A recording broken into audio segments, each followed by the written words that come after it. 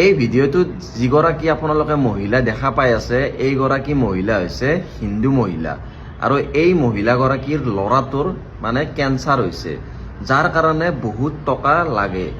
আৰু সেই কাৰণে এই মহিলাগৰাকীয়ে কি কৰিলে, ঈদৰ টাইমত মানে নমাজ চলি থকাৰ টাইমত মানে মছজিদৰ সন্মুখত আহি কিনে এনেদৰে বহি গ'ল। এনেদৰে বহি যোৱাৰ পিছত চাওক আপোনালোকে কিমান মুছলমান মানুহে এই মহিলাগৰাকীক সহায় কৰিছে।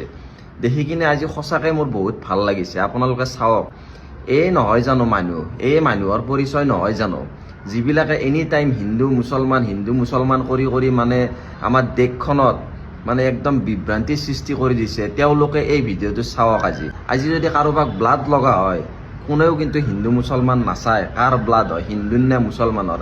গতিকে এনেদৰে আমি সদায় থাকিব নোৱাৰোঁ নে বাৰু? বেলেগ নকওঁ, সকলোৱে এনেদৰে থাকক, সকলোৱে মিলা প্ৰীতি কৰি থাকক, ইজনে আনজনক সহায় কৰক, মানুহ হ'ব কাৰণে শিকক। আপোনালোকে যেনেদৰে জুবিন দাই কৈছিল, মানুহক সহায় কৰক, মানুহক দুখ দি কিনে ঈশ্বৰক পূজা কৰি লাভ নাই। আৰু এই ভিডিঅ'টোৱে মানে আমাক এইটোৱে প্ৰমাণ কৰিলে যে আমি কোনোদিন জাতি ধৰ্মৰ নামত আমি ভাগ হ'ব নালাগে।